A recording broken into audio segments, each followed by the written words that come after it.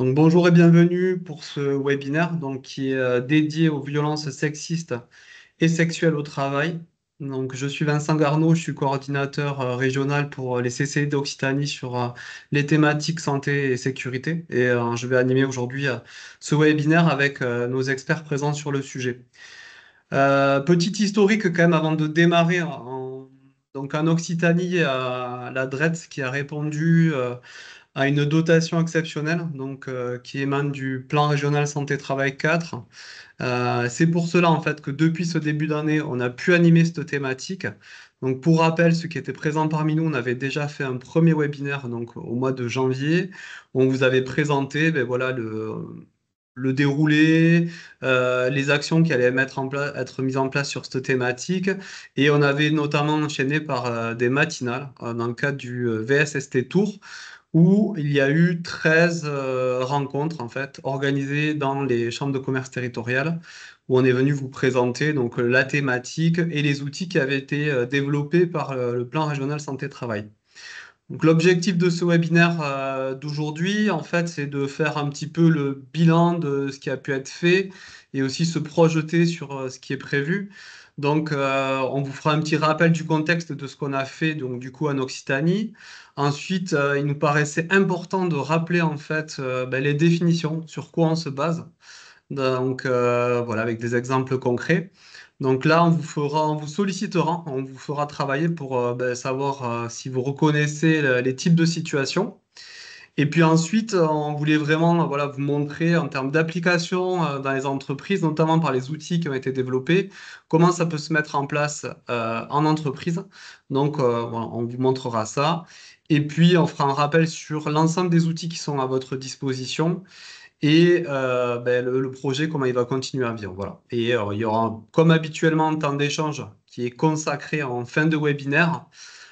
Pour cela, n'hésitez pas à faire poser vos questions, remarques dans l'espace conversation. Voilà, pour ma partie, du coup, on a un tout petit problème technique, puisque Virginie Nègre devait être là avec nous aujourd'hui, et pour des problèmes de connexion, elle n'a pas pu se joindre à nous. Voilà, on l'excuse, elle en est désolée, et du coup, c'est Sophie Pantel qui va prendre le relais sur cette partie.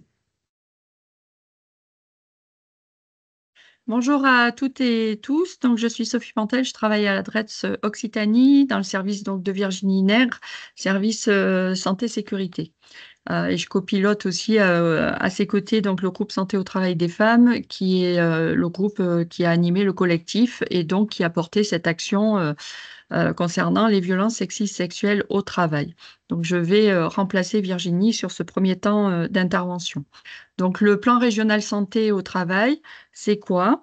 À l'origine, nous avons un plan national, le plan santé-travail, qui est décliné par les différentes directions régionales de l'économie, de l'emploi, du travail et des solidarités, ce qu'on appelle les DRETS, en plans régionaux de santé au travail. En Occitanie, c'est le quatrième plan régional santé au travail. Ce qui est important à souligner, c'est de dire que c'est vraiment le fruit d'une démarche collective et qui regroupe de très nombreux partenaires. Donc là, on vous les affiche, qui sont aussi bien des institutionnels acteurs de la prévention, des partenaires sociaux, des services de prévention et de santé au travail. Nous avons travaillé à partir d'un diagnostic territoriale en Occitanie et qui a donc permis de développer 5 axes prioritaires et 16 actions opérationnelles. Et parmi ces 16 actions opérationnelles, on va retrouver les violences sexistes sexuelles au travail. Le plan régional santé, c'est l'outil qui permet de fédérer tous les acteurs concernant la prévention dans le monde du travail. Différentes thématiques sont abordées au sein de ce plan régional santé au travail. On va retrouver l'amiante, les chutes de hauteur, les risques psychosociaux, le risque routier et évidemment santé au travail des femmes également. Voilà. Sur la slide suivante, vous avez comme illustration une des photos de nos journées de formation qui se sont déroulées à Toulouse, donc avec l'introduction qui a été réalisée par Virginie Nègre. Il faut savoir que c'est le comité régional d'amélioration des conditions de travail qui a fait de la santé au travail des femmes une priorité. Et parmi la priorité santé au travail des femmes, on y retrouve donc un groupe spécifique pour une thématique transversale et on y retrouve bien les violences sexistes sexuelles au travail. Donc, pour nous accompagner, nous avons bénéficié d'une dotation de l'État d'un montant de 85 062,50 €, qui a permis en fait de financer des actions dans le cadre de la déclinaison du plan national santé et des différents PRST. En ce qui concerne l'Occitanie, cela nous a permis de renforcer l'ingénierie de formation et de créer un certain nombre d'outils qui vont vous être présentés au cours de ce webinaire. En quelques mots, donc le 4e plan régional santé au travail, a permis d'identifier, comme, enjeu transversal et prioritaire la santé des femmes au travail. Rappeler que ce plan est piloté par la DREETS, mais que tout seul nous ne ferons rien, si, nous n'avions pas, les partenaires sociaux, les organismes de sécurité sociale, services de santé, de prévention, qui nous ont accompagnés. Donc on est bien sur un plan qui est ambitieux, pragmatique et qui a vocation à améliorer la prévention des risques professionnels. Nous avons pu, grâce à cette dotation, être accompagnés et bénéficier, de l'apport, de partenaires prestataires, dont l'association ID3, la CCI Occitanie et les CCI territoriales. Comment s'est déclinée, l'action? Nous sommes, partis sur 2 années. La première année, nous avons fait le choix, de permettre, d'offrir, 12 journées de sensibilisation à destination des préventeurs et des institutionnels. L'idée, c'était de pouvoir, outiller les préventeurs, créer un kit d'outils, que vous allez pouvoir retrouver sur le site PRST, occitanie.fr à destination de tous. Au cours de cette première année, de ces 12 journées, nous avons eu plus de 243 inscrits, des préventeurs essentiellement, et une quinzaine d'outils, ont pu être ainsi créés. Pour la deuxième année, le projet, consistait à sensibiliser, les entreprises et nous avons réalisé ce que nous avons appelé le VSST Tour, qui a permis, d'aller sur les territoires avec 13 réunions territoriales, une par département de la région. Il y a eu plus de 500 participants. Nous avions également réalisé un webinaire le 23 janvier dernier que vous pouvez aussi retrouver, sur le site et à l'issue, et pendant le déroulement du VSST Tour, nous avons, réalisé aussi, 3 journaux VSST Tour. Lorsqu'on additionne le nombre de participants, sur ces 18 derniers mois, il y a eu plus de 700 personnes qui ont été sensibilisées en un peu moins de 2 ans en Occitanie. Et là, vous avez quelques illustrations de ces journées, aussi bien celles de 2023 que celles qui concernent le VSST Tour du 1er semestre 2024. Par ailleurs, la DREETS et avec, le groupe communication a déposé aussi, une candidature pour bénéficier d'un accompagnement financier, de l'État pour lancer une campagne de communication qui était transversale à l'ensemble du PRST 4, l'ensemble des thématiques, que j'ai pu, citer tout à l'heure et les violences sexistes et sexuelles au travail, heu ont, eu également donc leur affiche, qui est, sur l'écran et un petit film également a été, réalisé, dans le cadre de cette campagne de communication transversale. Et je pense que nous allons vous diffuser le film. Voilà, il arrive tout de suite.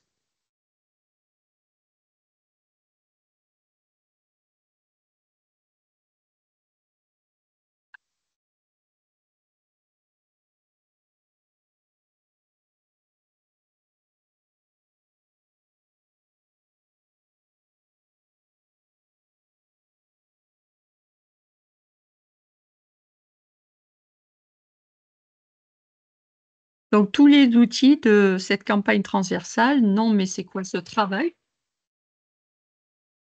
Donc, tous les outils de cette campagne transversale Non, mais c'est quoi ce travail? Vous pouvez les retrouver sur le site du PRST4 Occitanie.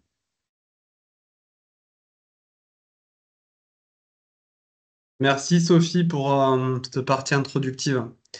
Du coup, je vais passer la parole à Alain Taché, qui va voilà, nous mettre au cœur du sujet par trois situations pour bien comprendre de quoi on parle. Merci beaucoup. Bonjour à toutes et à tous. Merci Sophie pour ces éléments introductifs. Donc, je suis Alain Taché, salarié d'ID3, organisme de conseil et de formation qui est associé au groupe régional du PRST4. Nous nous sommes rencontrés pour la plupart d'entre vous au cours soit de la journée de formation qui réunissait les protagonistes de la prévention, soit au cours des matinales que rappelait Vincent à l'instant, auxquelles participaient les entreprises. Avec Philippe Jean, mon collègue, nous participons au groupe régional chargé plus spécifiquement en fait d'animer ces temps de rencontre que j'évoquais à l'instant et également chargé de formaliser les outils à votre disposition sur le site du PRST Occitanie. Sophie Pantel tout à l'heure vous les présentera en détail ainsi que Aline Neveu sur la question de comment on va pouvoir organiser en fait un repérage des violences sexistes et sexuelles au travail. Alors, quand on parle de violences sexistes et sexuelles au travail, de quoi parle-t-on? Il faut rappeler peut-être que tous les milieux professionnels sont concernés.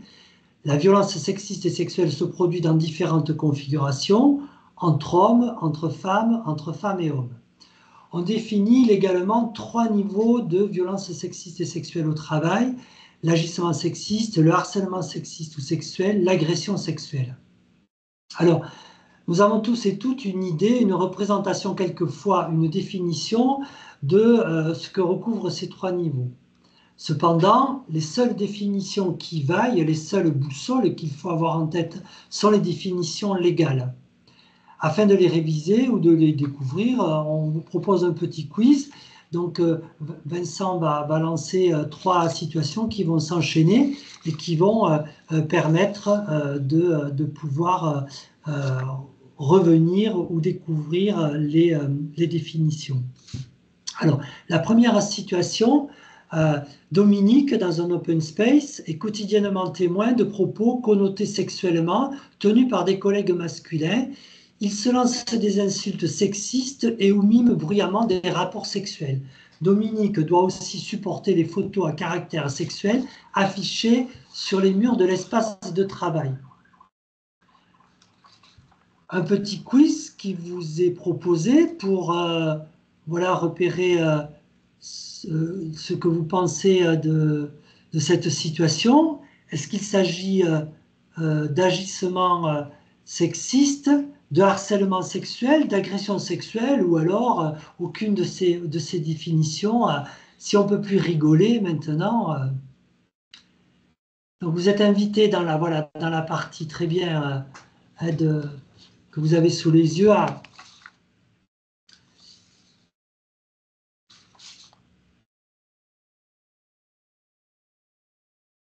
Alors, il vous suffit de cliquer sur le choix qui vous paraît le bon. Bon, à 60%, vous avez choisi le harcèlement sexuel. Bravo, hein, il s'agit bien de harcèlement sexuel. Alors pourquoi? On va prendre appui sur une partie de la définition légale. Quand on parle de harcèlement sexuel, de quoi parle-t-on? C'est le fait d'imposer à une personne de façon répétée, la question de la répétition est importante, des propos ou des comportements à connotation sexuelle ou sexiste qui portent soit atteinte à la dignité en raison d'un caractère dégradant ou humiliant, soit qui crée à l'encontre de la personne une situation intimidante, hostile ou offensante. Alors, pourquoi il s'agit bien de harcèlement sexuel dans la situation de Dominique? Il s'agit bien de harcèlement sexuel parce que, effectivement, en termes de répétition, Dominique est confrontée quotidiennement, elle est témoin de ces propos. Il s'agit de propos, mais il s'agit aussi de photos à caractère sexuel qui sont affichées. Donc on a une double répétition de propos et de photos qui sont quotidiennes. Une connotation sexiste également, puisqu'il s'agit entre les membres de ce collectif de travail de s'invectiver, de lancer des insultes sexistes ou de mimer bruyamment des rapports sexuels. Et donc là, on est bien aussi dans la connotation sexuelle. On a des propos connotés qui vont du coup permettre de statuer sur cette situation. On est dans une situation de harcèlement sexuel. Alors, est-ce que seul le caractère répété des faits est retenu pour constituer le harcèlement sexuel? Non. Il peut y avoir aussi une autre situation, c'est-à-dire dans l'autre partie de la définition, en fait, à la fois dans le Code du travail et dans le Code pénal, c'est le fait même non répété d'user toute forme de pression grave dans le but réel ou apparent d'obtenir un acte de nature sexuelle recherché au profit de l'auteur des faits ou au profit d'un tiers. Ainsi, un acte unique peut caractériser aussi le harcèlement sexuel. Par exemple, un hiérarchique qui va proposer une soirée intime à un ou une collègue en échange de l'obtention, par exemple, d'un dossier stratégique ou d'une augmentation de salaire ou encore d'une promotion. Là, on est dans le cas de la pression grave, dans le but réel ou apparent d'obtenir un acte de nature sexuelle, et on est dans le cas d'une situation qui n'est pas répétée. Alors, si on regarde une deuxième situation, Alexandre qui part du travail à 17 h pour aller chercher son enfant à la crèche alors qu'une réunion importante n'est pas terminée. Son collègue lui demande avec ironie s'il aime jouer la maman. Alexandre n'en croit pas ses oreilles, il est heurté, se sent mal à l'aise, se demande s'il doit rester à la réunion ou s'il doit aller chercher son enfant à la crèche. S'agit-il d'un agissement sexiste, de harcèlement sexuel, d'une agression sexuelle ou alors « Oh, c'est bon, c'était pour rire ».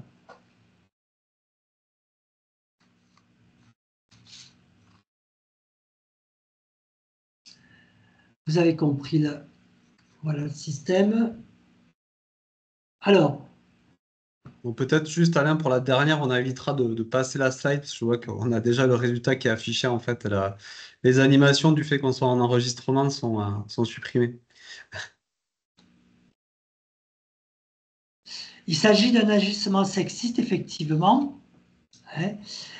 L'agissement sexiste, en fait, se définit comme tout agissement qui est lié à une personne, au sexe d'une personne, et ayant pour objet ou pour effet de porter atteinte à sa dignité ou de créer un environnement intimidant, hostile, dégradant, humiliant ou offensant.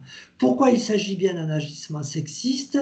Parce qu'on peut repérer quelque chose de l'intention, le ton ironique du collègue d'Alexandre, qui renvoie en fait à son intention peut-être de l'empêcher ou de l'entraver dans son articulation des temps de vie, dans le fait qu'il souhaite aller récupérer son enfant à la crèche et que là peut-être il y a une intention de souligner qu'il part alors que la réunion n'est pas terminée. Il y a un effet également, une surprise, un choc, un malaise, une indécision. Alexandre, effectivement, se demande s'il doit rester ou s'il doit aller récupérer son enfant à la crèche. Et il y a également des propos donc, qui vont créer un environnement qui, à minima, on peut considérer comme intimidant, voire humiliant ou offensant, peut-être hostile et dégradant. Donc vous voyez, c'est là l'idée de la boussole comme définition légale qui doit permettre de statuer sur la situation. La dernière situation, Marc, qui travaille sur la voirie dans une équipe exclusivement d'hommes, régulièrement dans les vestiaires de l'entreprise, au moment de l'habillage avant le chantier ou du déshabillage avant les douches, il donne une tape sur les fesses d'un ou plusieurs collègues pour, dit-il, s'amuser, détendre l'atmosphère. S'agit-il donc d'un agissement sexiste, d'harcèlement sexuel, d'agression sexuelle? Bon là, c'est peut-être un peu plus facile, celle-là, hein, vous l'avez repéré, il s'agit en fait vraiment d'une agression sexuelle au sens de la loi, c'est-à-dire un caractère sexuel, hein, qu'on peut repérer dans l'acte. Il n'y a pas de pénétration. On va voir que ça, c'est le viol qui va être caractérisé par la pénétration. Donc, c'est un acte à caractère sexuel sans pénétration qui est commis sur la personne d'autrui par violence, contrainte, menace ou surprise. Constitue également une agression sexuelle le fait de contraindre une personne par la violence, la menace ou la surprise à se livrer à des activités sexuelles avec un tiers. Pourquoi il s'agit bien d'une agression sexuelle? Dans le cas de la situation de Marc, c'est parce que effectivement, il donne une tape sur les fesses d'un ou plusieurs de ses collègues. Donc il n'y a pas de pénétration, on exclut le viol. Il y a bien un acte, parce que toucher les fesses, c'est pas des propos, c'est pas un truc qu'on dit, c'est un truc qu'on fait, c'est un truc que Marc a fait. Est-ce qu'il y a un caractère sexuel à cet acte? Ben oui, là, on pourrait dire à Marc, s'il ne comprend pas, qu'effectivement, il y a bien de la connotation sexuelle quand on touche les fesses de quelqu'un. Du reste, il y a d'autres parties du corps que la jurisprudence va permettre de repérer comme permettant de qualifier tout de suite du côté de l'agression sexuelle. La jurisprudence considère donc le fait de toucher le sexe, les cuisses, la poitrine, forcer à un baiser sur la bouche, on va pouvoir qualifier tout de suite d'agression sexuelle.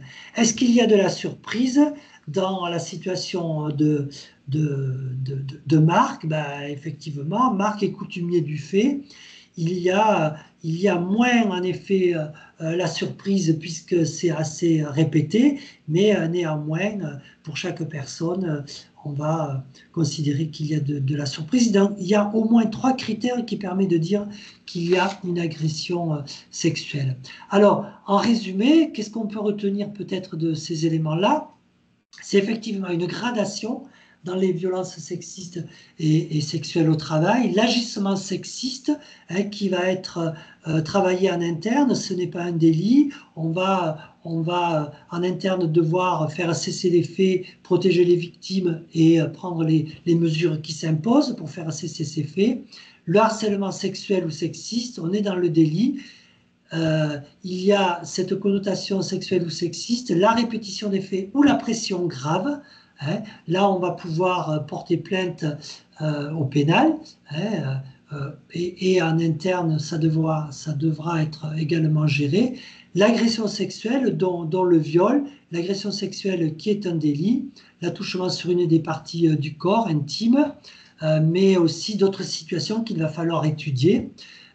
Et qui, si on parle de viol, est un crime, on change de juridiction, on va aux assises au travers de la question de la pénétration. Je n'ai pas présenté la définition du viol. Voilà, donc de manière assez rapide, c'est une invitation à revoir ou à retravailler ces éléments-là. Vous trouverez, pour réviser vos connaissances, tout à l'heure, Sophie va en parler plus dans le détail, un quiz sur le site du PRST qui vous permettra de reprendre des situations et qui est un outil pour justement peut-être travailler déjà en équipe, se réunir autour de ces questions-là pour s'exercer à repérer des situations de violence. Également, un ensemble de fiches techniques qui vont reprendre les définitions légales et qui vont vous permettre de pouvoir constituer un classeur, en fait, un outillage pour accompagner en fait l'analyse de toutes les situations. Je vais en rester là pour ma part. Je cède la place à Aline Neveu de Prévaly pour répondre à une autre question sur comment s'y prendre pour prévenir les VSST. À toutes et tous, merci beaucoup Alain. Donc moi je suis Aline Neveu, psychologue du travail au sein de Prévaly, qui est un service de prévention santé au travail sur Toulouse. Alors merci Alain pour tous ces éléments théoriques qui nous permettent tant de définir mais aussi de distinguer ce que recouvrent les VSST. Donc, bien que ces violences soient multifactorielles, ça ne doit pas constituer une fatalité pour les salariés et leur entreprise. Alors, quand il a été question de travailler sur la prévention des VSST au sein du PRST, eh bien, il est tout de suite apparu évident que le traiter de la même manière que les autres risques professionnels, eh bien, c'était indispensable parce que c'était jusque-là pas fait. Donc, en effet, il y avait ces obligations de prévention pour l'entreprise, pour l'employeur, mais sans outils, sans méthode. Donc, c'est pour ça qu'on s'est penché sur le sujet. Donc, on va d'abord évaluer, dans le cadre d'une démarche de prévention des VSST, évaluer les risques et mettre en place des actions de prévention. Alors oui, mais évaluer quoi? C'est tout l'objet de ma présentation. Avant de comprendre finalement ce qu'on va venir évaluer, je pensais que les petites animations ne marchaient pas, donc on va voir si elles fonctionnent. Donc on va venir évaluer un risque. Un risque, qu'est-ce que c'est? Eh bien, c'est la probabilité de subir un préjudice pour sa santé en cas d'exposition à un danger. Donc on va venir repérer à un moment donné ce qui peut créer potentiellement un dommage. Donc c'est possible que ça n'arrive pas, que ça n'arrive jamais. Mais en identifiant la situation de travail et en ayant mis en place des mesures de prévention, eh bien, on aura limité ce risque, ou limité en tout cas son exposition. Et tout ça, c'est la logique de la démarche de prévention des VSST. D'accord? Puisque là, on parle bien d'une démarche de prévention. Quand on aborde les VSST, il y a toute une partie qui peut être aussi le traitement de ces situations, qui est évidemment essentiel, important, on ne peut pas le nier, c'est vraiment d'ailleurs important de s'entourer sur ces sujets-là. Mais là, on l'aborde d'une autre façon, d'une façon qui est celle de la prévention. Donc, dans le cadre des VSST, on va donc être attentif à des facteurs de risque connus et reconnus par des études scientifiques tels que des facteurs donc liés à l'organisation du travail. Donc, ce qu'on est en train de dire, c'est que au-delà des conditions individuelles, eh bien, il y a des conditions et caractéristiques organisationnelles de travail qui favorisent les facteurs d'exposition. Donc, quels sont-ils? On a le secteur d'activité. On sait que quand il y a peu de mixité au sein des personnels, eh bien, c'est un facteur de risque. On a des secteurs d'activité qui sont souvent très genrés, où il y a voilà, des stéréotypes masculins ou encore des stéréotypes très féminins dans les activités. Eh bien, ça peut être un facteur de risque. On a aussi la question des relations hiérarchiques, que ce soit des relations de travail très hiérarchisées, avec beaucoup de strates bien définies, ou encore des relations de travail très peu hiérarchisées, du style start-up, où il va y avoir finalement un glissement assez rapide entre la vie pro et la vie perso, puisqu'on est sur des modalités d'organisation où il y a une proximité émotionnelle, physique, il y a beaucoup d'after-work. Bon, finalement, on se fait tous la bise parce que c'est comme ça qu'on a toujours fait. Bon, bah, ça pose un petit peu question. C'est peut-être pas des habitudes qui plaisent à tout le monde. Et ça peut justement, si on le voit du point de vue des continuums des violences, bah, ça peut glisser vers des situations plus graves. On a aussi les conditions d'emploi, avec notamment un point sur les statuts plus précaires, que ce soit les CDD, les intérimaires, les stagiaires, alternants, étudiants, personnes en situation de mobilité ou encore en cours de recrutement. Donc, c'était des facteurs de risque qui sont assez importants quand on regarde les statistiques. Et enfin, les conditions de travail. Les conditions de travail, quelles sont-elles? Eh bien, ça va être le fait de travailler de nuit, par exemple, de travailler de manière isolée, d'être souvent en déplacement, d'avoir très peu d'autonomie dans son travail, d'avoir un rythme contraint, d'être en relation avec le public. Ça, c'est quelque chose qu'on oublie souvent quand on est sollicité par des entreprises pour accompagner sur des démarches de prévention des VSST. On pense souvent à l'interne, à ce qui se passe entre les collègues, entre les salariés. Eh bien, finalement, on s'aperçoit qu'il y a des violences sexistes et sexuelles qui proviennent de l'extérieur, que ce soit des patients, des clients, des prestataires, des fournisseurs, etc. Donc, tous ces facteurs de risque-là, eh bien, c'est ce qu'on va regarder dans l'outil d'évaluation. On va y venir. Donc, quelle méthode, quel outil? Alors, donc là, quand on s'est penché sur le sujet avec les acteurs du PRST, on s'est dit, il y a 3 grandes étapes qui finalement sont à mettre dans un certain ordre. Dans un premier temps, il s'agit de faire un état des lieux en analysant l'existant, c'est-à-dire d'où part notre entreprise sur le sujet des VSST. Parfois, on part, bon, j'allais dire de rien, mais en tout cas de quelque chose. Enfin, en tout cas, c'est pas un sujet qui est particulièrement remonté par les salariés. Ça ne veut pas dire que ça n'existe pas dans l'entreprise, ça, bien au contraire, mais en tout cas, c'est pas quelque chose qui est apparu. Et donc là, on peut assez facilement euh, s'engager vers la démarche de prévention.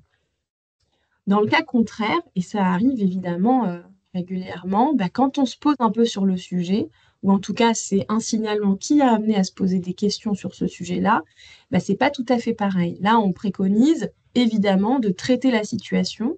Donc la traiter, ça veut dire quoi? Ça veut dire protéger la victime, lui permettre d'être en sécurité, mener une enquête, orienter vers des professionnels dédiés à l'accompagnement des victimes. Vous en avez sur les différents territoires. Ça va vraiment être se focaliser sur cette situation.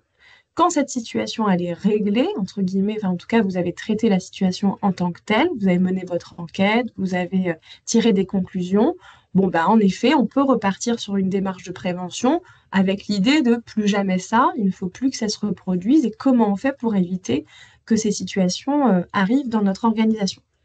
Donc, à partir de là, on va regarder le cadre réglementaire. Donc, Alain en a parlé, le cadre réglementaire, il est posé, il est clair, et il y a au travers de ça des obligations employeurs. Donc, on fait le point sur ce qui existe, ce qui n'existe pas, où on en est là-dessus. Ensuite, il va y avoir la phase d'évaluation des facteurs de risque. On fait l'état des lieux, on essaie de regarder finalement, nous, avec notre organisation, notre activité, quels facteurs de risque nous concernent. Et on va repérer justement des situations de travail concrètes qui peuvent nous amener à mettre en place, à réfléchir collectivement à des actions de prévention. Et donc, finalement, la transition est faite, on mettra en place un plan d'action suite à cette évaluation. Donc, vous voyez qu'il y a 3 étapes. Dans un premier temps, on fait un petit état des lieux, on se pose tranquillement sur où nous en sommes concernant ce sujet-là, qui est un sujet sensible, on le sait. Et quand on est prêt, on part sur l'évaluation pour enfin mettre en place un plan d'action. Élément très important, si ce n'est pas essentiel, la mobilisation de l'employeur, justement, constitue une part essentielle à la réussite de la démarche.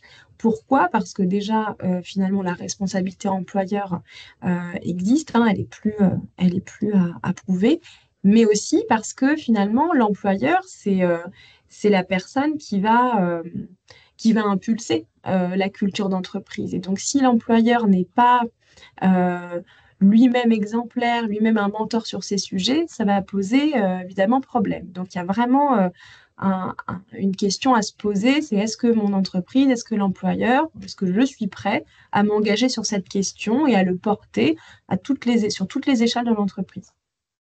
Mais quand c'est bon, eh bien, on peut y aller. Donc, comment ça se passe concrètement? Alors, c'est comme une démarche projet, hein, si vous avez déjà travaillé sur la prévention des risques professionnels, que ce soit la prévention des TMS, des risques chimiques ou encore des risques psychosociaux, vous savez, il y a une méthode.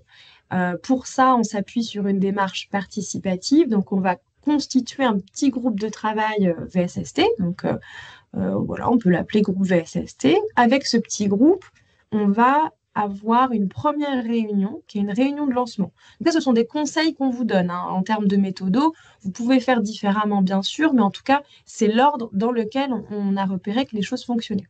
Donc, lors de cette petite réunion de lancement, on va un peu poser les concepts. Donc, ça peut être le quiz qu'Alain vous a présenté. Le quiz, d'ailleurs, est en ligne sur le site internet, mais ça peut aussi être, je vais vous le présenter, d'autres outils comme le préventomètre. Donc là, on harmonise nos connaissances sur le sujet. Une fois qu'on est au clair sur ça, on passe à l'évaluation avec l'outil d'évaluation que je vais également vous présenter. Une fois qu'on a évalué, on construit notre plan d'action et on essaie de le mettre à jour. L'idée de la démarche, c'est pas de se dire On a fait une évaluation, on a regardé les outils et après on range dans un tiroir tout ça. Au contraire, qu'on imagine, c'est de créer une culture, pardon, en plus d'une démarche, une culture de prévention des VSSC. Donc il faut que ça vive, il faut que ce soit revu, retravaillé régulièrement.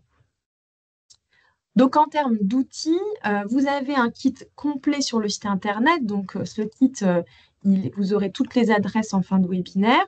Donc, soit vous téléchargez le kit complet qui vous donne accès à tous les documents, donc les fiches, les quiz, le préventomètre et l'outil d'évaluation, soit vous téléchargez pièce par pièce. Ça, c'est vous qui le sentez. Donc, je vous parlais de la première réunion de lancement, qui est la première phase de la démarche. Ce qui peut être sympa, c'est d'utiliser le préventomètre. Pourquoi?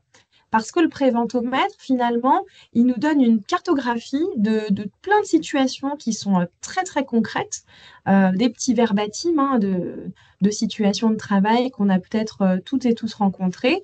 Et en fait, si on s'amuse à cocher les cases qui correspondent à ce qu'on peut vivre, ce qu'on peut voir, ce dont on peut être témoin, ben on va vite repérer finalement où on en est dans notre culture d'entreprise. Est-ce qu'on est plus bon sur, ben non, est-ce qu'on est OK? Est-ce qu'on est dans le vert finalement? On est dans une organisation qui est vraiment à l'écoute, très égalitaire, etc. Ou au contraire, bon, bah, il y a peut-être l'apparition parfois de blagues sexistes ou encore d'agissements sexistes, voire d'agressions sexuelles. Donc, je vous ai fait hop là, un petit focus. Donc, si vous regardez un peu, donc là, j'ai isolé la partie jaune. Bon, bah, par exemple, si vous entendez régulièrement à la machine à café, ou même pas régulièrement, hein, une fois peut suffire, tu connais la dernière sur les blondes. Bon, bah voilà, là, on nous dit, enfin, le préventomètre nous dit, sous couvert de l'humour, finalement, cette phrase, elle crée un environnement humiliant. C'est ce qu'on appelle le sexisme masqué. Donc, ça vous donne des indicateurs et surtout, ça ouvre la discussion sur le sujet du sexisme en entreprise. Donc, j'espère que pour l'instant, c'est clair pour vous. Donc là, je fais à chaque fois des petits focus outils, mais je reviens à la méthode. Donc là, je reviens sur ma petite frise. Donc, je reprends l'étape de l'évaluation. Donc, l'évaluation, pareil, hein, je répète, mais c'est pour que vous ayez bien tous les outils parce que je sais que c'est une préoccupation qui est toujours très forte. Donc, vous allez sur la page Internet. C'est dans l'onglet ou en tout cas la ligne 3 qui s'appelle diagnostiquer l'organisation du travail à accompagner. Et là, l'outil d'évaluation, c'est le 3.2 qui s'appelle enrichir le DUERP.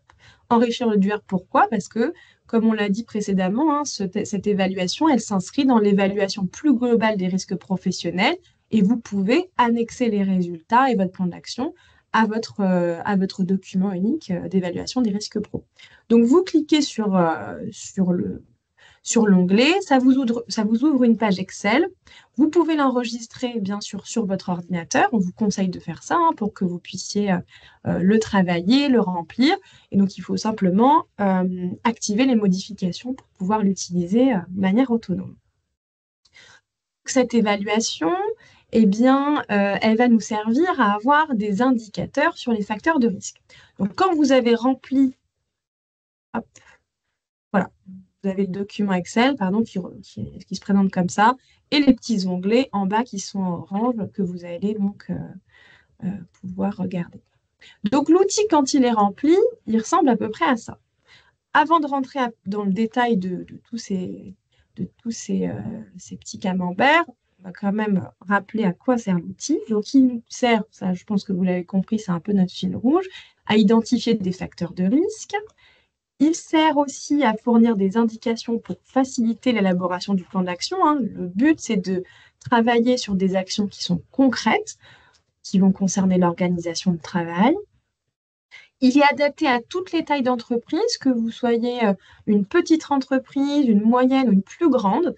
Il n'y a pas de différence. Hein. L'outil est fait pour s'adapter à toutes les tailles d'entreprise. Vous allez peut-être simplement vous organiser différemment dans le cadre de votre évaluation. Si vous êtes une petite entreprise de 3-4 salariés, bah, peut-être que vous allez tous vous réunir autour de la table pour remplir l'outil. Si vous êtes une entreprise de 150 salariés, bah, vous allez peut-être faire des groupes métiers en fonctionnant par échantillon, c'est-à-dire, vous allez vous dire, il y a un groupe, je sais pas, administratif, il y a un groupe commercial, il y a un groupe logistique, par exemple. Et ces petits groupes, ils vont pouvoir remplir l'évaluation. Pourquoi on les différencie? Parce que selon l'activité qu'on fait, on n'est pas exposé aux mêmes risques professionnels et donc pas aux mêmes violences sexuelles et sexuelles au travail.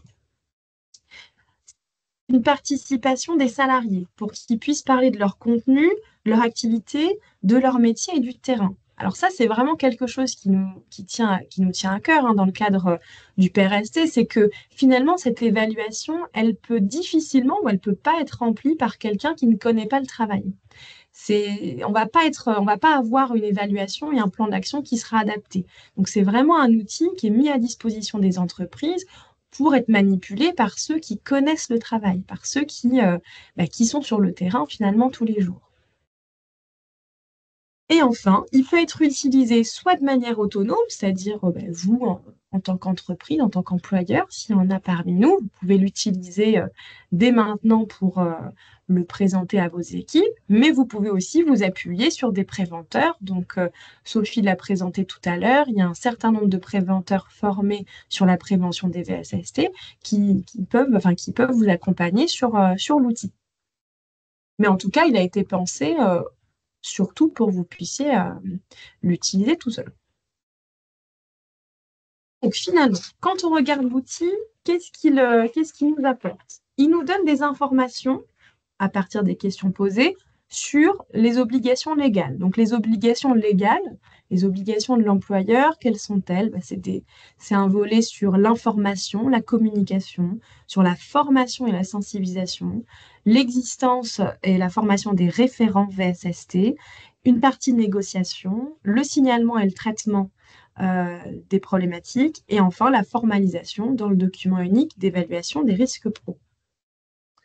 La deuxième famille, et pas des moindres, c'est celle qui est la plus longue sur l'outil, c'est la partie facteurs de risque, qui interroge les conditions d'emploi, les conditions de travail et le dialogue social. Donc là, c'est un petit peu théorique. Ce qu'on va faire en suivant, c'est que je vais vous présenter un exemple en entreprise. Donc j'accompagne une entreprise sur ce sujet-là, et on a donc travaillé exactement avec les mêmes étapes que je vous ai présentées précédemment, à savoir un petit groupe de travail VSST qui a été constitué. Donc typiquement, dans ce groupe, ils avaient mis donc l'employeur, la responsable ressources humaines, les délégués, 3 délégués du personnel, un référent prévention, c'est une entreprise d'une taille assez importante, ils sont 150 salariés, et la référente harcèlement sexuel évidemment, et 2 salariés qui représentaient une unité de travail. Donc on avait un petit groupe de 7-8 personnes autour de la table ils ont réfléchi à comment est-ce qu'on impulse finalement cette démarche VSST. Donc on a organisé ensemble la première réunion de lancement qui avait pour but de faire un peu l'état des lieux, d'harmoniser un peu les connaissances. Donc là, le retour que je peux vous en faire, c'est qu'il y a des connaissances et des compétences très différentes sur ce sujet, des personnes qui sont, on va dire, plus au fait de l'actualité, plus sensibles à ces sujets que d'autres, mais c'est pas grave. Le but, c'est qu'on puisse ouvrir justement des discussions et pourquoi pas des débats sur le sujet. Et donc, cette réunion, elle permet un peu de se sensibiliser sur la question des VSST et surtout d'organiser la démarche d'évaluation.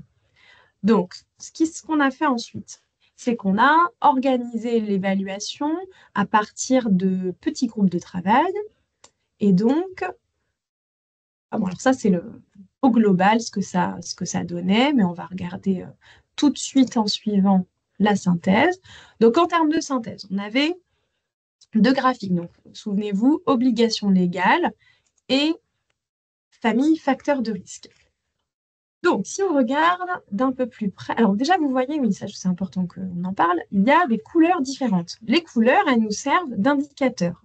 Ça va de vert à existant, c'est-à-dire que quand vous remplissez l'outil, vous voyez qu'en fait, ça c'est quelque chose qui existe. Par exemple, vous avez des référents harcèlement sexuel et ils sont formés. Ok, vous répondez oui, ça existe, ça vient en vert foncé. Par contre, si c'est une action qui existe mais qui est peut-être pas complètement efficace, ça va être dans à améliorer. Si c'est une action qui est en cours mais qui n'est pas mise en œuvre, on est donc du en cours, le orange. Et enfin en rouge, on voit que c'est inexistant, donc c'est complètement à créer. Donc si on regarde la synthèse globale des résultats concernant les obligations légales. Donc là, leur synthèse, qu'est-ce qu'elle nous dit? Sur la partie informer et communiquer, on a trois quarts des questions où ils ont répondu que c'était à améliorer et un quart des questions où c'était existant. Ça veut dire qu'en fait, ils avaient de l'affichage, ils avaient des petites plaquettes, ils avaient ils avaient des panneaux d'affichage en fait qui étaient à jour, mais par contre, en fait, qui étaient situés à des endroits de l'entreprise qui n'étaient pas très visibles. Donc, ils se sont dit, bon, il y a peut-être des gens qui ne connaissent pas l'existence de ces affiches. C'est quand même dommage de ne pas les mettre en valeur. Donc, l'action, très simplement, ça va être de dire, les affiches qu'on a et qu'on a passé du temps à faire, on va les communiquer dans des endroits stratégiques. La question de la formation et la sensibilisation, ils prévoient de former et de sensibiliser. Alors, former les managers, sensibiliser les salariés. Pour le coup, c'est le choix des managers. On attend d'eux quelque chose de différent, de pouvoir accompagner, de prendre en charge ces situations. Les salariés, c'est un niveau d'information, un premier niveau pour qu'ils connaissent leurs droits, leurs devoirs aussi, et les situations, en tout cas les procédures, les process, si toutefois ils étaient victimes ou témoins de VSST. Donc là, c'est complètement en cours. Les référentes VSST, elles existent, elles sont formées, donc là, on est dans le vert, pas de souci. Par contre, concernant la négociation des accords égalité professionnelle, index d'égalité, c'est pas complètement ça. Donc, ça a levé un sujet qui n'était pas encore apparu jusque-là. Donc, on est dans des actions qui sont soit en cours concernant l'index d'égalité, soit complètement inexistantes sur les accords de branche qui peuvent exister. Ils n'en savaient rien, ils n'avaient pas encore investigué le sujet. Concernant le signalement et le traitement, donc ça, c'est toutes les procédures de signalement. Est-ce qu'elles sont rédigées? Est-ce qu'elles sont connues? Est-ce qu'elles sont communiquées? Finalement, c'est en cours. Donc, c'est un gros travail qui est à faire pour l'entreprise. Et formalisation dans le DU, la démarche est en cours. Donc, évidemment, ce n'est pas encore complètement finalisé. Donc, vous voyez que très vite, en tout cas sur les obligations légales, on voit quelles actions il va falloir mener. C'est quelque chose qui est assez intuitif. Concernant les facteurs de risque, là, c'est en général un peu plus complexe. Donc, la grille d'évaluation, elle nous donne quand même beaucoup d'indicateurs sur ces fameux facteurs de risque, que ce soit en termes de conditions d'emploi, conditions de travail ou dialogue social. Donc là, finalement, quand on regarde leurs résultats, donc concernant le dialogue social, c'est plutôt bon, c'est plutôt favorable, c'est-à-dire qu'il y a une majorité de questions auxquelles ils ont répondu que c'était existant, voire existant et peut-être à améliorer. Donc, c'est-à-dire que là, ce qui est questionné, c'est toutes les questions en lien avec le CSE. Est-ce qu'il y a un CSE? Est-ce qu'il est connu? Est-ce qu'il permet de faire remonter des situations? Est-ce qu'il a des marges de manœuvre suffisantes au sein de son entreprise? Est-ce qu'il est force de proposition? Donc là, oui. C'est plutôt bon. Par contre, concernant les conditions d'emploi, là, on voit qu'on a une majorité de questions qui sont, en tout cas de sujets qui sont inexistants. Et les conditions de travail, c'est là qu'il y a aussi beaucoup d'actions à mener. Donc, concernant les conditions d'emploi, alors pour le coup, dans leur activité, il y a beaucoup d'emplois stéréotypés. Des télévendeuses, donc exclusivement féminines, des salariés à la logistique, exclusivement masculins, des conducteurs, où c'est très masculin aussi. Donc, on voit qu'en termes de facteurs de risque, là, on a peu de mixité.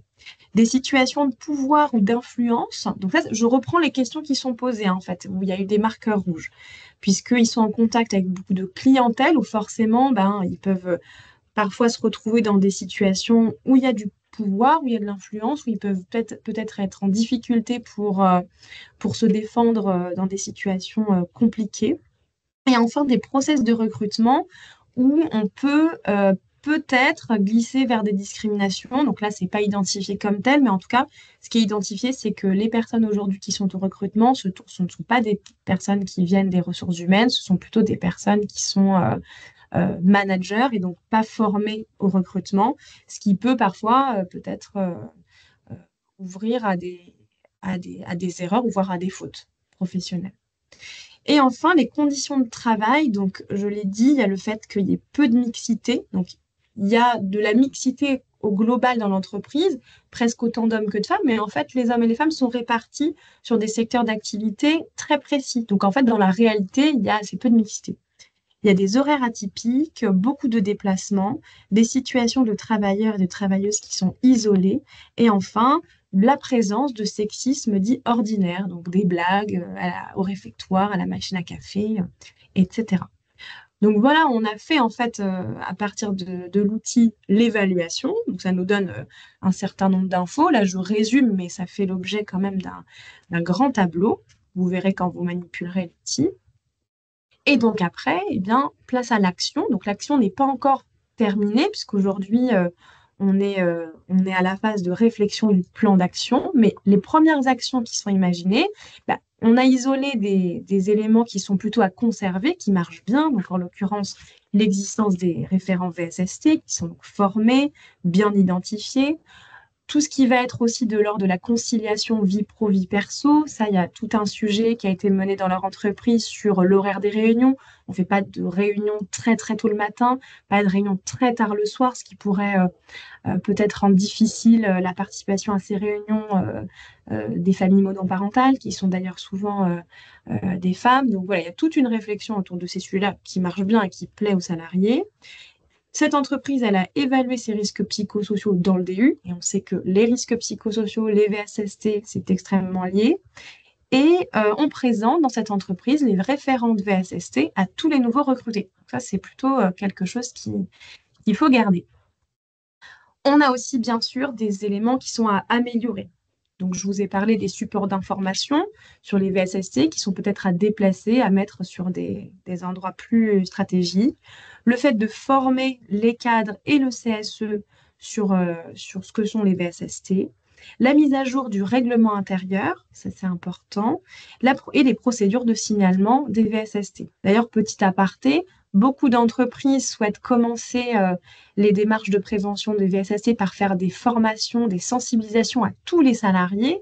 Nous, on a tendance à dire, attention, si vous commencez à sensibiliser, former les salariés trop tôt, avant d'avoir une réelle réflexion sur le traitement, sur la prévention des VSST, vous allez vous retrouver en difficulté parce que forcément, ça va faire émerger peut-être des situations et vous ne saurez pas quoi en faire. Vous serez en difficulté pour les traiter. Donc, il faut mieux sensibiliser une fois qu'à minima, vos procédures de signalement, les formations sont faites au niveau des cadres et des dirigeants. Ce qu'il faut arrêter, bon, bah, sans grande surprise, les blagues sexistes, hein, tout ce qui est de l'ordre du sexisme ordinaire. Donc ça, c'est assez facile de le poser comme ça. C'est autre chose que de le mettre en œuvre. Hein. C'est une action qui demande du temps. Qui demande de transformer la culture d'entreprise, mais en tout cas, c'est une réelle volonté de le faire. Et enfin, tout ce qui va être à créer, donc je vous ai mis un petit exemple, il y a une information à tout le personnel, donc on différencie bien formation, information, une fois que la démarche sera terminée. Travailler la prévention des violences de la part des personnes extérieures. Là, il y a cette évaluation, elle a mis vraiment le focus et le doigt sur toutes les personnes extérieures qui gravitent autour des salariés, que ce soit les clients notamment, les fournisseurs qui parfois peuvent avoir des attitudes inappropriées. Il faudrait aussi repenser l'activité des travailleurs et des travailleuses qui sont isolés. Et enfin, avoir une réflexion autour des séminaires. Et là, donc, c'est quelque chose qui est important parce que lors des séminaires, bah, il peut y avoir des comportements qui sont complètement déviants. Donc, alors là, c'est autour du thème, de l'activité des comptes à tenir, mais c'est aussi sur la consommation d'alcool, sur le rappel des règles, enfin, tous ces sujets où il y a des glissements qui peuvent être dramatiques, on le sait.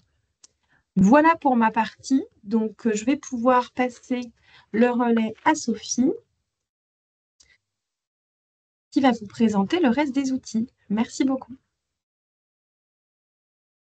Merci Aline. Donc, rebonjour à tous. Je vais revenir sur l'ensemble des outils qui ont été créés spécifiquement donc à destination des entreprises pendant ces 18 derniers mois. Voilà, ils sont tous disponibles donc sur le site du plan régional santé au travail 4 Occitanie. Ils sont vraiment là à votre disposition. Donc bien évidemment, vous pouvez les utiliser. J'ose dire que nous vous invitons à les utiliser, donc aussi bien au sein de vos entreprises que vos services de prévention et de santé au travail. Nous vous demandons simplement, lorsque vous allez les utiliser, de préciser dans quel cadre ils ont été conçus, en citant le plan régional santé au travail, donc le financement de l'État et bien évidemment l'association ID3, qui a conçu un grand nombre de ces outils. Et sur la slide que vous avez sous les yeux, si vous le souhaitez, voilà, vous pouvez flasher le QR code. Sinon, vraiment, vous les retrouvez très facilement sur le site. Alors, ces outils, ils sont de plusieurs natures et ils visent à répondre à plusieurs objectifs et en tout cas plusieurs questions qui reviennent régulièrement au sein des entreprises. Donc, on a 4 catégories. La première catégorie, c'est vous aider à définir les violences sexistes sexuelles au travail. La seconde catégorie d'outils, il s'agit en fait de réviser vos connaissances. Et donc, ce sont des outils qui peuvent vous servir évidemment pour pouvoir lancer une journée de formation ou en tout cas de dialogue au sein de votre entreprise. La troisième catégorie, il s'agit de diagnostiquer l'organisation du travail et à accompagner. On vient d'en voir un exemple avec Aline Neveu, une méthodologie de prévention en utilisant ces outils, mais j'y reviendrai. Et puis, la dernière, quatrième grande catégorie d'outils que nous avons créés, c'est comment répondre, comment signaler, comment traiter les situations de violence. Et à l'occasion des journées de formation, que ce soit au cours de l'année 2023 ou 2024, nous avons eu de nombreuses questions sur ce sujet. Donc, sur la question de la définition des violences sexistes sexuelles au travail. On a d'abord 2 fiches de cadrage que l'on a souhaité vous faire. Une première fiche qui concerne la prévention du risque VSST, qui va reprendre en fait les principes généraux sur l'obligation générale de prévention, et une seconde fiche qui va concerner les obligations de l'employeur. Et simplement de rappeler que le Code du travail précise que l'employeur est soumis à une obligation de prévention et d'action en matière de lutte contre les violences sexistes sexuelles au travail et qu'il s'agit bien d'un risque à part entière. Au niveau de la définition des violences, j'y reviendrai pas, mais simplement vous renvoyer aux 3 fiches dont Alain Taché vous a présenté une partie du contenu, qui permettent de définir à la fois les agissements sexistes, le harcèlement sexuel et l'agression sexuelle. Et donc, sur ces fiches, à chaque fois, vous allez retrouver quels sont les éléments constitutifs, quelles sont les conséquences pour les victimes et les sanctions qui sont encourues évidemment par les auteurs.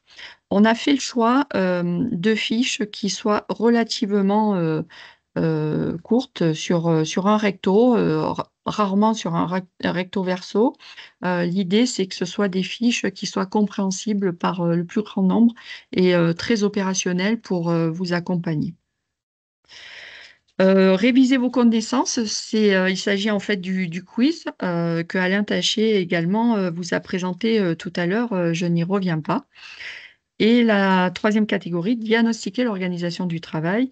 Je crois qu'Aline Neveu vous a montré un exemple de comment utiliser ces outils, aussi bien le préventomètre que l'outil Excel, enrichir et accompagner les entreprises pour pouvoir enrichir le document unique d'évaluation et d'évaluation des risques. C'est un outil Excel d'aide à l'accompagnement pour vous aider à prendre en compte les VSST, dont vous avez pu mesurer, je pense, tout l'intérêt et surtout la facilité d'utilisation, aussi bien au niveau d'un service RH de l'entreprise, mais aussi dans le cadre d'un travail collectif et qui permet, année après année, de mesurer aussi la progression. Le la quatrième grande catégorie, merci à Vincent qui m'a changé la slide, il s'agit de signaler et traiter les situations de violence au travail. Et là, vous retrouverez sur le site 7 fiches qui ont été rédigées de manière à pouvoir répondre à différentes questions. Première question, comment j'agis en cas de situation de violence sexiste sexuelle au travail? Et là, vous retrouverez 4 catégories, en tout cas 4 séries en fait de conseils. Si vous êtes employeur ou si vous représentez l'employeur en termes de RH.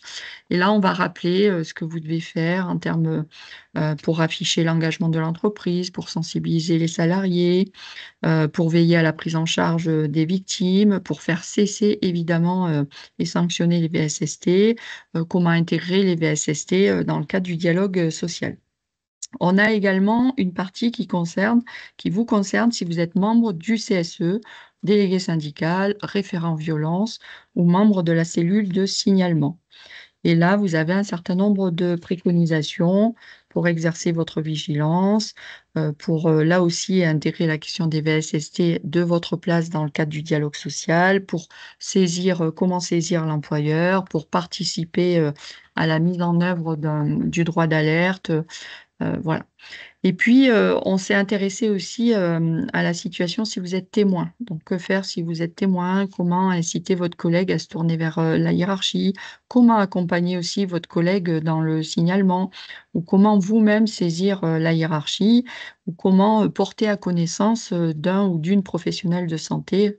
Tout ça pour évidemment relayer son témoignage. Et puis, il y a évidemment la partie qui concerne la victime où là, on a quelques préconisations et conseils pour identifier à la fois le caractère sexiste des faits, pour pouvoir rompre le silence, pour pouvoir recueillir aussi tous les éléments, alerter l'employeur. Sur la deuxième fiche, il s'agit des étapes du signalement et avec beaucoup de conseils pour accueillir, réceptionner le signalement. Et notamment, ce qu'on vous recommande à chaque fois, c'est de bien ouvrir des guillemets et de dire, pour pouvoir rapporter en fait la parole des différentes personnes que vous allez recevoir. Comment recueillir le signalement avec les personnes concernées. Donc, évidemment, il y a des conditions d'accueil qui sont aussi importantes et comment commencer à procéder à une première analyse, en tout cas à formaliser un rapport qui soit circonstancié et qui pourra éventuellement servir dans le cadre d'une procédure. Et puis, vous avez une troisième fiche qui, cette fois, va traiter des principes de l'entretien. Comment on anticipe un entretien, comment on réunit les faits et les ressentis, comment on met en œuvre aussi une posture bienveillante pour que la personne qui vient vous rencontrer se sente écoutée et surtout en confiance. Comment j'ai une posture aussi de neutralité, voilà, comment faire en sorte que chacun puisse s'exprimer librement.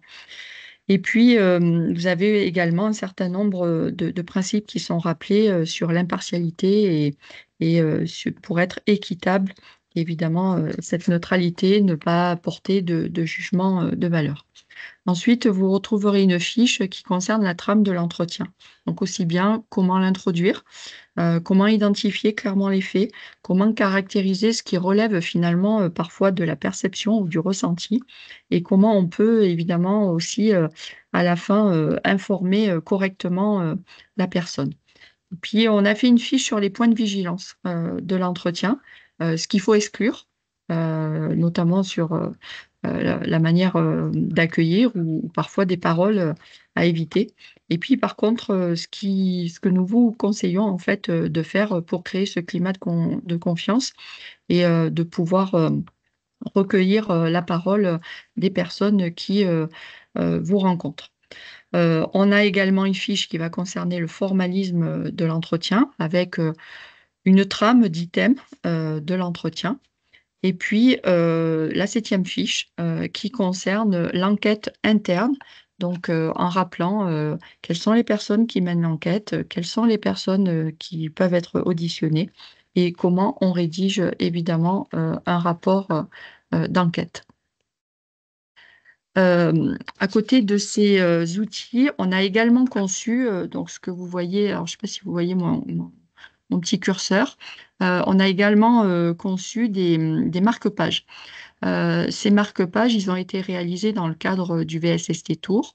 On en a réalisé un par département. Au dos de ce marque-page, vous allez retrouver en fait des adresses, numéros de téléphone de structures qui peuvent être données et conseillées en tout cas à toute personne qui se dit victime pour qu'elle puisse être accompagnée et écoutée. On a également, vous retrouvez l'affiche de la campagne Non mais c'est quoi ce travail? Et puis, sur le site, on a aussi, veillé à mettre, en fait, les différents PowerPoint qui ont été utilisés à l'occasion, des différentes journées de formation. Mais vous y retrouverez aussi, les films qui ont été, présentés, analysés, qui ont servi de support, dans le cadre des formations. Donc ça vous permet, en fait, de les réutiliser en ayant eu, le décryptage, de ces petits films. Voilà. Hop. Alors maintenant, quelle suite, à ces actions? Pour en tout cas, il nous reste, 6 mois, d'action. Ce qu'on a souhaité et c'était une demande, forte des participants, notamment sur, l'année 2023 des préventeurs. Ils nous ont demandé à aller un peu plus loin, de pouvoir avoir une nouvelle journée, donc et de pouvoir travailler, cette fois sur, un partage d'actualités juridiques, sur des analyses de situation et de partir, notamment de jurisprudence qui ont été, et de faits qui ont été jugés. Faire un retour d'expérience aussi, pour pouvoir approfondir, et venir compléter, cette première journée. Nous, ce qui nous intéresse aussi, c'est de savoir, comment les outils que l'on a créés ont pu être, utilisés, au sein des entreprises, au sein des services de prévention, et de santé. La condition, en tout cas dans les prérequis, pour pouvoir participer à ces formations, ce que nous allons demander, c'est un engagement de la part de ces personnes à pouvoir, former, sensibiliser en interne de leur structure. L'idée, c'est évidemment de pouvoir, transférer, tout ce travail et dupliquer et continuer à sensibiliser et former, le plus grand nombre sur cette question-là. Et puis, ce qui nous paraissait aussi, important, c'était, de pouvoir aller vers, la création de réseaux d'experts, par département. Donc c'est, ça aussi, c'est ce que nous allons traiter à l'occasion de ces journées à l'automne. Donc, pour pouvoir, et on va vous aider pour pouvoir vous approprier une méthodologie de la construction d'un réseau de préventeurs, des VSST. Voilà, il va falloir qu'on puisse, repérer, à la fois les freins, mais surtout pour pouvoir, y répondre et que chacun puisse, s'approprier, en fait, sa place et trouver sa place au sein de ce réseau qui sera là pour accompagner, les préventeurs et les entreprises, lorsqu'elles feront face, évidemment, à des situations de VSST, ce qui permet parfois d'échanger, en collectif. Donc là, vous avez, sur cette slide, la description, du contenu en fait de ces, journées dont je vous parle avec, une partie donc analyse des pratiques sur l'accompagnement pour aller plus loin, une suite aux journées de 2023 et puis, la stratégie, la mise en place de réseaux, par département, voilà sur la fin de l'année. Nous allons commencer ces journées, le 17 septembre et nous terminerons le 19 novembre. Il y aura donc une journée, par département. Cette nouvelle, vague, en fait, de journées de formation et de sensibilisation est rendue possible aussi parce qu'on a pu mobiliser un nouveau financement, de l'État et je vous laisse, prendre, en fait, et capter le lien si vous souhaitez d'ores et déjà, vous inscrire. Vous retrouverez les dates, les villes concernées et les personnes qui seront inscrites recevront dans un second temps, l'adresse exacte, où se dérouleront, ces journées. Voilà, je vous remercie et je suis à votre disposition pour les questions. Merci à tous les trois pour vos témoignages et et, et illustration du coup sur vos parties. Donc voilà, vous recevrez le replay, hein, je l'ai mis dans l'espace conversation, et également le support, donc où vous aurez les liens actifs sur les documents qui vous ont été présentés, et également voilà, le lien pour vous inscrire sur ces journées. N'hésitez pas à poser vos questions, j'en ai pas vu passer en ce moment, jusqu'à présent, donc on les reprendra pour les poser à nos experts. Juste, voilà, vous rappelez aussi l'ensemble des liens qui sont à votre disposition, donc c'est des liens qui sont actifs. Et on vous a remis, voilà, les liens vers les replays du premier webinaire et l'ensemble des outils du PRST. On retrouve ici les intervenants qui ont présenté. Et avant de passer juste au temps d'échange, vous parlez des deux prochains webinaires. Donc, on continue sur les rendez-vous santé-sécurité. Donc, dès la semaine prochaine, dans le cadre de la semaine de la qualité de vie et des conditions de travail. Donc, on va vraiment faire un focus sur vraiment deux TPE, donc ces deux petites entreprises, moins de 10 personnes, qui ont mis des choses en place, et du coup, elles vont venir témoigner. Donc, une grande partie du webinaire, ça sera consacré au témoignage de ces deux entreprises pour illustrer vraiment tout ce qu'elles ont pu mettre en place en termes de qualité de vie, de conditions de travail. Ça sera également complété donc, par la RAC en suivant sur la méthodologie qui est mise en place dans le cadre du plan régional santé-travail. Mais voilà, on va vraiment faire le focus sur deux regards de TPE Occitane. Et ensuite, donc, voilà, le 11 juillet, pour conclure ce premier semestre, on vous interrogera sur la prévention des risques psychosociaux. Donc, il y a un outil qui est en cours de développement. Donc, du coup, les personnes qui travaillent sur ce sujet, donc principalement les CARSAT et les ARACT, avec l'ensemble du groupe PRST, vous présenteront une partie des travaux. Ils seront aussi là pour échanger avec vous. Ça sera un webinaire qui sera assez interactif. Voilà. Écoutez, je vois que hop, il y a des questions dans le chat. Donc, on va de suite y répondre. J'ai eu le temps de lire un petit peu Ah oui, pendant que Vincent, tu écrivais. On a surtout un témoignage d'une personne. Bon, je ne vais pas reprendre toute la situation, mais même si j'en ai bien pris connaissance, ce qui, ce qui est important peut-être quand on se sent complètement isolé sur ce sujet, c'est d'identifier les ressources. Donc, alors vous avez le médecin du travail qui peut être une ressource clé hein, sur ce sujet-là, qui peut aussi vous protéger dans ces situations. Après, vous avez sur le territoire des associations, par exemple une sur cinq qui est un centre de ressources qui peut vous accompagner tant sur un volet juridique qu'un accompagnement aussi sur stratégique au traitement de ces situations. Vous avez le CIDFF, la VFT et j'en oublie peut-être d'autres. Si vous avez d'autres associations, pouvez les noter. En tout cas, un des retours qu'on peut faire, c'est que, évidemment, ce sont des situations qui sont très complexes et il ne faut pas rester seul dans ces cas-là. Mais parfois, je sais bien que les ressources peuvent être compliquées, notamment en interne. Je ne sais pas si Alain ou Sophie voulaient rajouter quelque chose, mais Non, peut-être simplement dire qu'au dos donc, des marque-pages, vous avez un certain nombre de coordonnées d'associations, de structures qui peuvent accompagner. On avait également mis médiateur de la République, même si ils font pas de l'accompagnement. Puis on a notre prestataire ID3 également. concernant les formations, Alain, peut-être, je te laisse un peu plus répondre.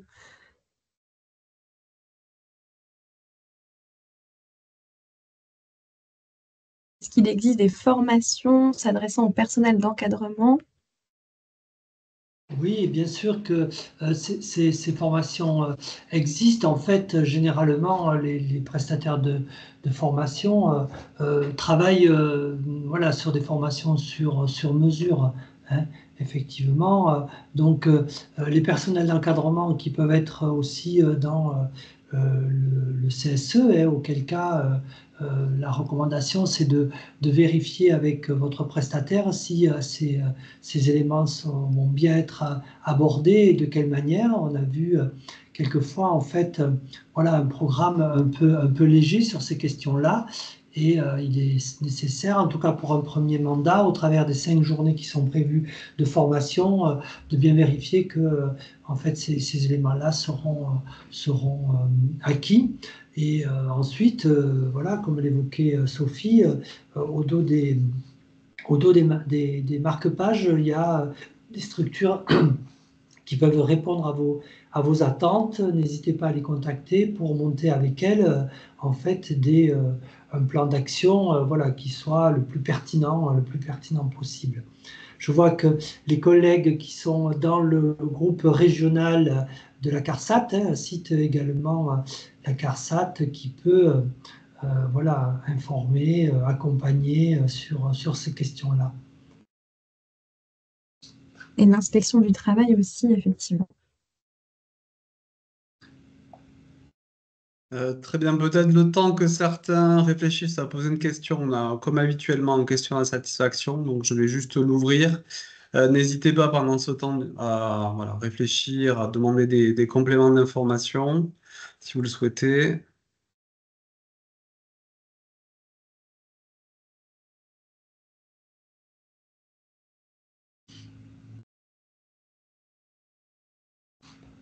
Peut-être juste rappeler le rôle qu'auront les personnes ressources là, parce que c'est faire le lien avec des formations, mais voilà, les personnes qui seront formées du coup il y aura comme des cellules en fait locales, hein, Sophie, euh, à la suite de ces formations qui sont programmées sur le mois de novembre, c'est ça. Ce sera également des personnes ressources. C'est ça, mais je laisse Alain compléter. Oui, merci. Oui, donc à partir de la rentrée, donc comme l'évoquait Sophie, sur une journée, on va travailler à la mise en place en fait de réseaux locaux. On a choisi le périmètre du département parce qu'on a fonctionné sur un territoire administratif qui correspond pas toujours au territoire d'activité, au bassin d'emploi, au bassin industriel. Donc c'est peut-être sur notre territoire une côte un peu mal taillée. Mais l'idée, c'est de réunir sur un territoire donné, le département, une dizaine de personnes qui vont comment dire, être accompagnées dans un premier temps au travers de cette journée pour s'auto-organiser, se donner des rendez-vous, définir la place et le rôle de chacun pour voilà, se retrouver assez régulièrement, en tout cas nous on l'espère, sur ces questions-là pour voilà, faire des revues d'actualité juridique éventuellement pour partager des pratiques inspirantes, pour voilà, se donner des tuyaux quant à la manière de réagir et de répondre au plus près en fait du cadre légal. Hein. Voilà, donc ça démarre à partir de la rentrée, les inscriptions sont ouvertes, Sophie l'évoquait, hein, et les prérequis, c'est effectivement de s'engager dans une dynamique locale de réseau et d'avoir suivi en fait les temps de formation préalablement pour qu'on puisse repartir en fait d'une culture commune sur le cadre légal et les obligations légales faites à l'employeur sur ces questions-là. Merci Alain pour ces compléments. Aline, Sophie, vous souhaitez compléter ou Simplement sur aborder le d'autres sujets? sur le lien Google Form, là, simplement dire aux participants que celles et ceux qui ont déjà participé en 2023, je vais leur envoyer directement et que par contre, voilà, ne pas hésiter à capter le lien et pour pouvoir s'inscrire. Très bien, merci. Je vois qu'il n'y a pas d'autres questions, donc voilà, on peut conclure voilà, sur cela. Merci à l'ensemble des participants du coup. Ah, si, voilà. Une dame était en train d'écrire.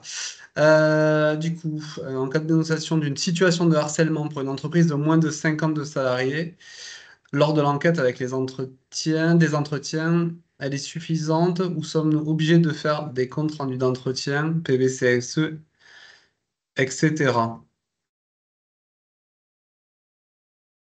Allez, ça c'est pour Alain.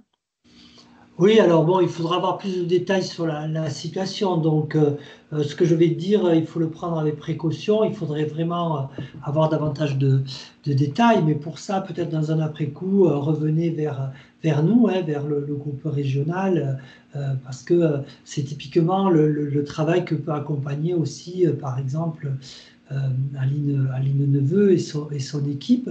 Là, on est en lien avec la question en fait du formalisme et de la traçabilité. Donc, le cadre légal, il est assez clair là-dessus, hein.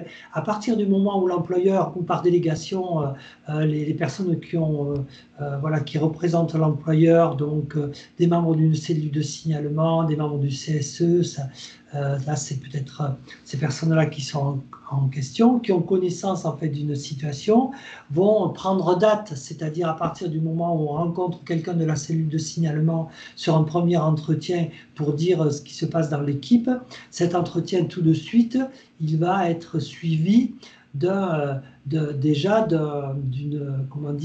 d'un écrit. Ça peut être par messagerie en disant ce jour, Madame ou Monsieur Untel est venu rencontrer les membres de la cellule de signalement pour apporter à la connaissance de cette cellule des faits, voilà, donc certains éléments pour prendre date. Donc à partir de ce moment-là, en fait, quelle que soit la suite, il est nécessaire d'être vigilant au sein du groupe à constituer les éléments de la traçabilité. Donc oui, il faut qu'il y ait des éléments qui vont être constitués, des comptes rendus d'entretien. Alors bon, je ne sais pas ce que vous mettez là derrière.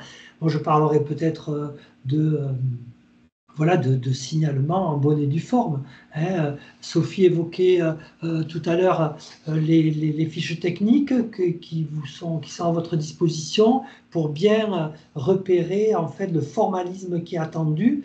Parce qu'au départ, on ne sait pas, au niveau de la cellule de signalement, ce que va devenir en fait ce signalement. Il peut être traité en interne et ou en externe s'il s'agit d'un délit. Donc il peut y avoir une enquête police-gendarmerie qui va demander à avoir accès par exemple au dossier lors de son enquête et là du coup il faut vraiment que les choses elles soient tracées et prises en compte de manière pertinente et correcte, c'est-à-dire vraiment qu'on puisse repérer qui dit quoi, de quelle manière les choses ont été mises en place. Bon, donc c'est la même situation. Il y a eu un accident de travail. Peut-être que euh, euh, voilà, hein, Oui, c'est des compléments en fait c'est ça. d'informations qui peuvent être déposés pour justifier de C'est ça. la teneur du dossier. Et voilà, plus vous aurez en tout cas d'éléments justifiants, plus le dossier pourra être traité de façon objective. Je crois que Sophie a une question concernant aussi les formations référent VSST. Oui, et c'est ce dont nous parlons ces journées donc du 17 septembre au 19 novembre. Le matin, donc on va approfondir à partir de cas pratiques et notamment de jurisprudence, des éléments de formation qui n'ont pas pu être abordés, enfin en profondeur en 2023 et l'après-midi, on travaille sur le réseau. Donc en fait, les personnes qui sont intéressées et qui ont déjà participé, en 2023, peuvent, s'inscrire avec le Google Form, qui est en lien, sur la slide.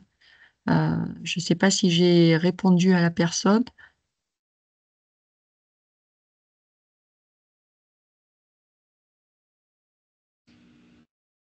Bon, je pense que voilà. Voilà, j'ai mis la slide en tout cas.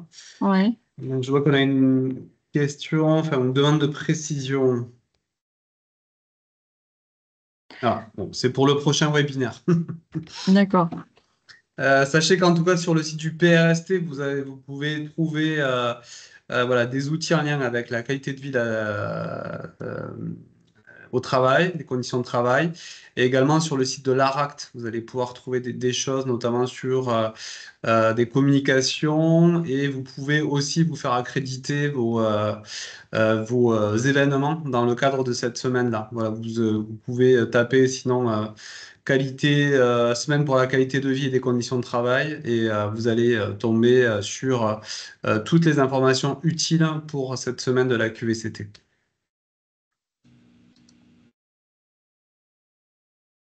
Et du coup, les liens pour les webinaires à venir, voilà, ils seront à disposition dans le support. C'est des liens actifs d'inscription.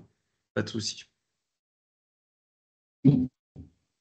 Alors, si on a encore le temps de prendre une dernière question, si jamais elle est en train d'être posée, sinon on va pouvoir conclure. Non, j'ai pas fini.